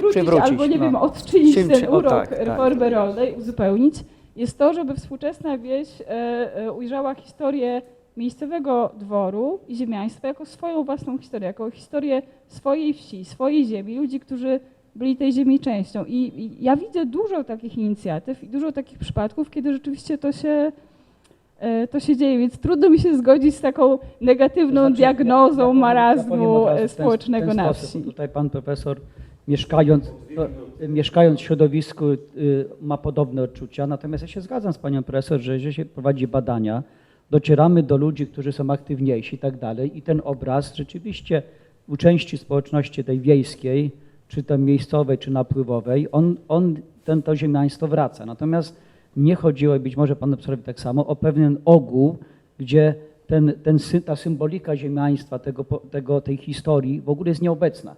Ja nie mówię, że w ogóle nie jest w sensie, że poszczególni ludzie tam nie pamiętają o tym, tylko mówię w takim en masse, zbiorowej, takiej masowej pamięci, po prostu ziemiaństwa nie ma. Natomiast co innego jest, kiedy zapytamy, wejdziemy na rozmowę, kiedy na przykład nagrywamy i tak, to tak, ale mówię tak na co dzień po prostu ogół społeczeństwa jakby w ogóle nie wiedział, że tu w ogóle coś się działo, w ogóle coś takiego było. Ja wrócę na przykład do swoich badań ileś tam lat temu. Naprawdę, proszę Państwa, u mnie na przykład w domu przez wiele lat mówiło się o ziemiaństwie, no bo moja rodzina w latach 20. skorzystała z parcelacji, kupując ziemię po prostu. W 21, 22 roku, no to nie było wtedy dużo, hektar czy 1,5, no ale dzisiaj jestem właścicielem tego hektara i to jest podworskie. I tak się nazywa do dzisiaj. Gdzie mam ten kawałek? Na Dworskim dokładnie. Także to też jest, natomiast w pamięci takiej zbiorowej jest też, że komuna dała chłopom ziemię, nie? W tym sensie. Tu pani profesor mówiła, że zresztą wszyscy tutaj wiemy, przynajmniej większość z nas, że ta ziemia była najpierw przejęta przez państwo, a dopiero później sprzedawana chłopom za pewną, nie pamiętam dokładnie, to było procent wartości, 10, 15 może nawet nie było, także to jest na 6 roku. Spłacali, tak, bo tam było przelicznik bodajże chyba na kwintal zboża, były takie przeliczniki, które tam mówiły. Średni roczny urodzaj z tak, hektara. dokładnie tak. Także proszę Państwa, ja tutaj się zgadzam z tym, że są inicjatywy, tylko ogólnie mówię, że naprawdę ziemiaństwo nadal jest nieobecne. Czy pan profesor jeszcze 2 minuty i to będzie na Ja podsumowanie? puentując, chciałem opowiedzieć taką historię z własnego doświadczenia. Będąc u siebie kiedyś latem, przyszło do mnie 2 chłopców w wieku podstawówkowym, żeby obejrzeć tam to, co tam jest do obejrzenia i tak dalej. Ja mówię, no chodźcie, tu pokazałem i tak dalej. I no i pytam się, skąd wy jesteście? Oni mówią, z sąsiedniej wsi. A ja się pytam, czy wiecie, kto był właścicielem tego majątku? Jeden tak wzruszył ramionami, a drugi mówi, a ja wiem. No to ja mówię, kto? On mu wymienia nazwisko. Ja mówię, a skąd ty to wiesz? Bo ja przeczytałem w gazecie pruchnickiej, takiej lokalnej gazetce, mój artykuł o tym człowieku. Niech to wystarczy za puentę, że właśnie warto w nieskończoność powtarzać, mówić i to, co pani profesor powiedziała, ja to staram się wcielać w życie. Zawsze mówię, to jest wasze dziedzictwo, bo wtedy po pierwsze nie zniszczą wtórnie, a po drugie przez to się buduje tożsamość. Na przykład mam wycieczki ze wsi ludzi, którzy przychodzą się w moim parku fotografować, prawda? Więc jest to też jakiś taki sygnał, że jest to coś, co nas wspólnie łączy, co zapewnia temu dziedzictwu przetrwanie, przynajmniej w jakiejś perspektywie, no ufam, że dłuższej, i buduje czy odbudowuje te mosty, które kiedyś łączyły, a zostały brutalnie przerwane. W nowym wymiarze. Proszę Państwa, czas teraz na pytania. Jeżeli oczywiście one są z sali, od Was, uczniów, możecie pytać o dowolne kwestie, które zostały tutaj poruszone, albo te, które Was nurtują, a które znacie, na przykład, nie wiem, czy to z podręczników, czy z przestrzeni internetu, gdzie o ziemiaństwie, o reformie rolnej, na różne tematy wypowiadają się różne osoby. Więc bardzo proszę, mogę podejść z mikrofonem, przekazać. Ktoś z Państwa jest w stanie jakby określić tak liczbowo, jakie straty poniosło ziemiaństwo dokładnie, jeżeli chodzi na przykład o kwestie dworów, majątków, czy takie dane Państwo po prostu posiadacie? To znaczy, jeśli chodzi o ilość dworów w 1939 roku na terenie obecnej Polski, to znaczy tej części, która wchodziła w skład II Rzeczypospolitej, czyli bez tak zachodnich i wschodnich, było 20 000, około 20 000 dworów ziemiańskich. Do tej pory przetrwało około 200 w różnym stanie zachowania.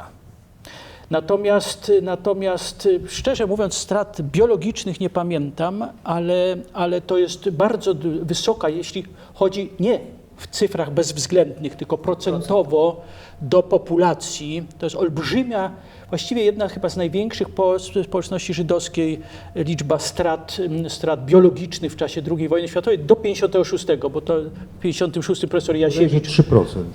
Słucham? Bodajże 3% w skali całej liczby ziemiaństw.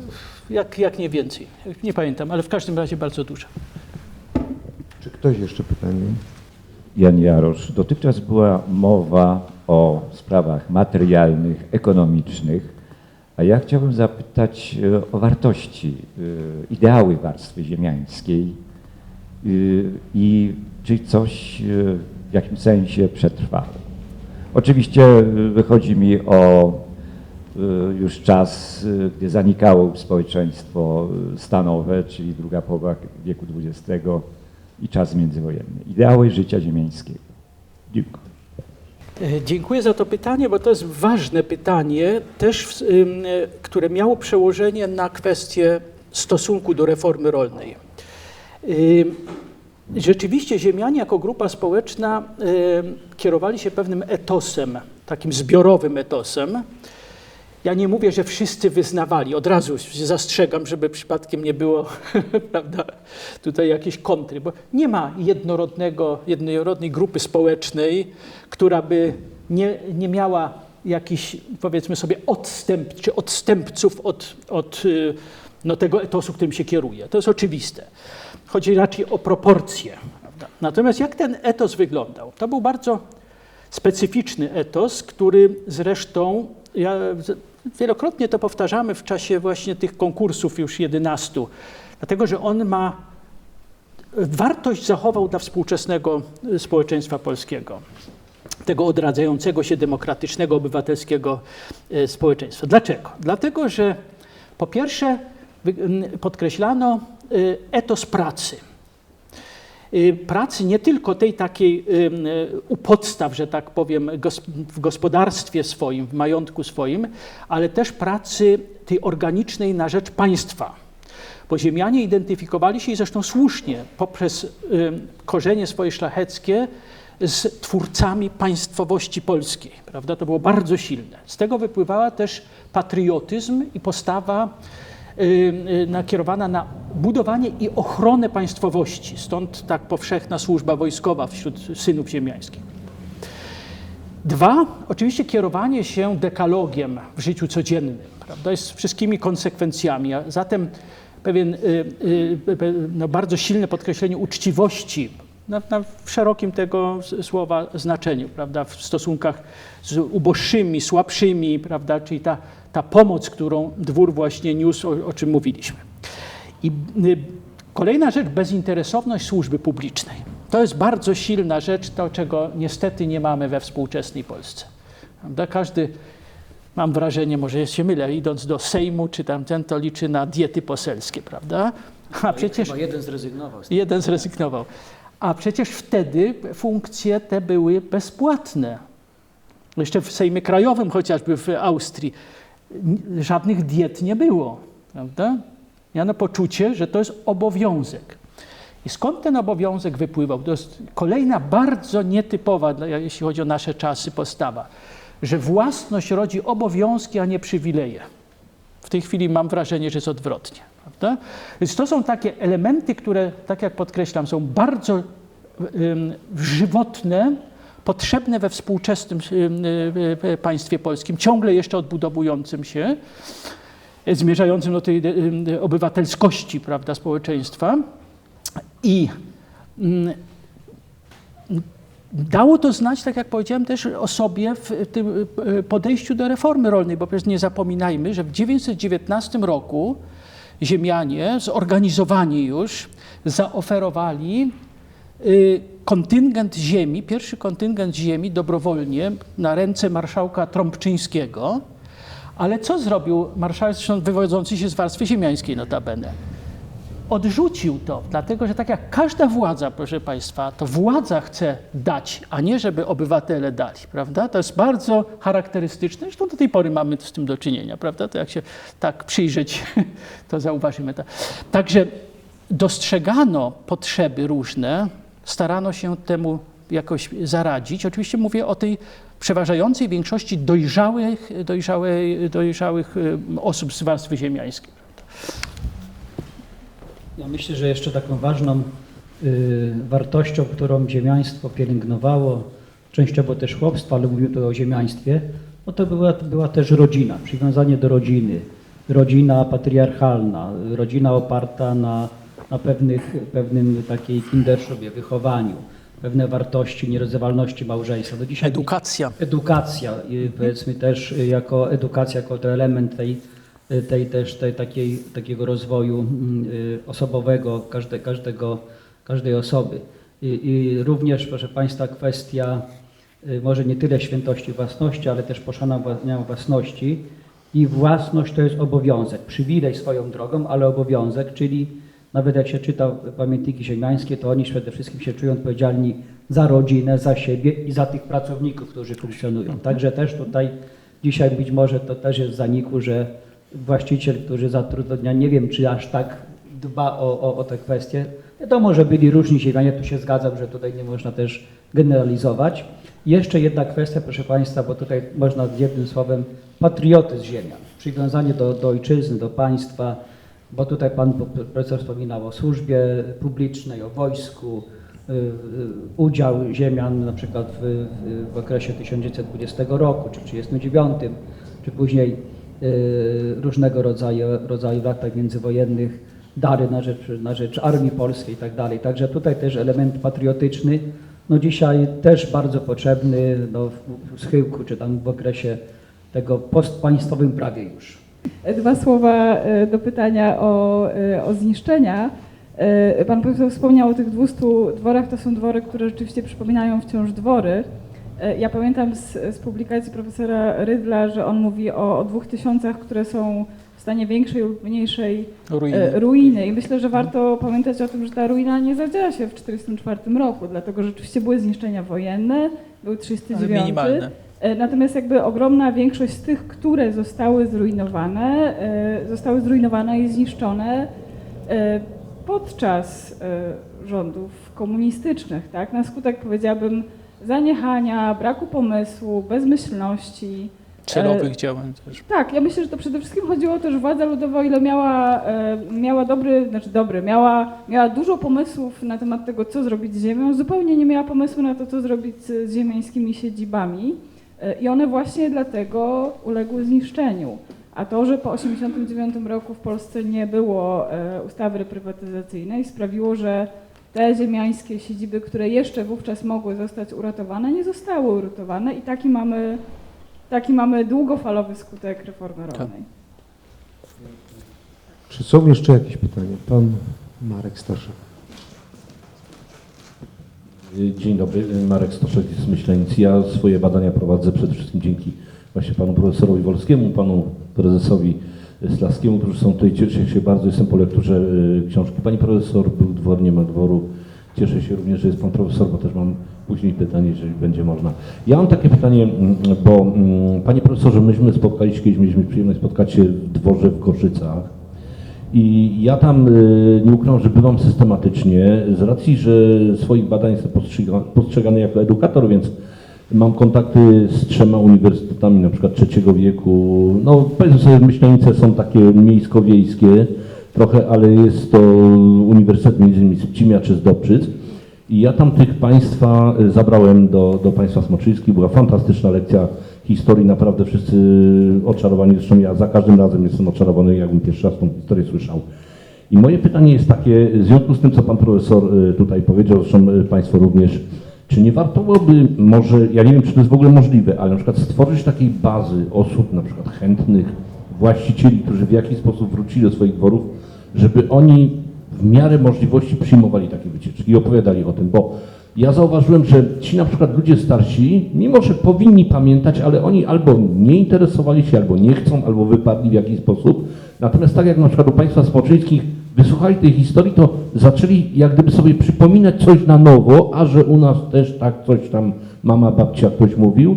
I teraz naprawdę ta historia u nich żyje. Oni do mnie dzwonią, mailują, piszą, ja im książki wypożyczam, które mam, bo zauważyłem, że to chwyciło, nie? I tak jakby odtwarzają to. Czy na przykład, nie wiem, czy w fundacji, czy w Polskim Towarzystwie można by takiej bazy... Ja nawet pytam to z racji tego, że pracuję zawodowo w takiej organizacji, lokalnej organizacji turystycznej, nie? I na przykład my moglibyśmy to wesprzeć w jakiś sposób, nie? Tak mówię, mając taką bazę, czy nawet zareklamować, już pomijam sam względy ekonomiczne, ale takie właśnie edukacyjne. O to właśnie chciałem zapytać. Pomysł jest znakomity. Ja mam nadzieję, że tutaj w kuluarach jeszcze przedyskutujemy szczegóły. Natomiast niewątpliwie jest to potrzebne. Jest to też jakiś element kształcenia społecznego, prawda? Nie tylko do młodzieży, ale też właśnie do osób starszych, którym się, jak tak pan powiedział, pamięć czasem przywraca i otwiera. Na pewno tak. Warto i myślę, że podejmiemy taką inicjatywę. To w takim razie ja bardzo serdecznie dziękuję. Byliście państwo świadkami debaty historyków i socjolożki, pani profesor Anny Wylegały, pana profesora Jerzego Gapysa, pana profesora Mariana Wolskiego w ramach projektu edukacyjnego Ziemianie Polscy XX wieku, współorganizowanego wspólnie przez Instytut Pamięci Narodowej i Fundację Włodków w Krakowie oraz Polskie Towarzystwo Ziemiańskie Oddział Kraków. W tym roku organizujemy kolejną edycję konkursu w ramach tego projektu. Wyrok na ziemiaństwo 80 lat od komunistycznej reformy rolnej. Konkurs jest skierowany do uczniów szkół podstawowych i uczniów szkół średnich. Jest to 3-etapowy konkurs, etap szkolny, etap wojewódzki i etap ogólnopolski, finał, który odbędzie się 7 czerwca 2024 roku. Niewykluczone, że w przywoływanych przez pana Marka Stoszka Goszycach, gdzie już dwukrotnie gościliśmy w ostatnich edycjach. I celem konkursu jest przypominanie wybranych aspektów historii ziemiaństwa w kontekście historii Polski XX wieku i celem też jest wykonanie prac przez uczniów, pracy pisemnej, indywidualnej lub pracy zespołowej multimedialnej. Czy jest pytanie? Bo tutaj ręka w górę podniesiona. Nie, tak? W takim razie bardzo serdecznie dziękuję. Proszę śledzić komunikaty na stronach organizatorów, internetowych organizatorów i zapraszamy do udziału w kolejnych naszych, myślę, że przedsięwzięciach edukacyjnych, które będą przed samym konkursem. Konkurs odbywa się w drugim półroczu. W marcu jest etap szkolny, w kwietniu etap wojewódzki, a w czerwcu przypada etap ogólnopolski. Dziękuję serdecznie.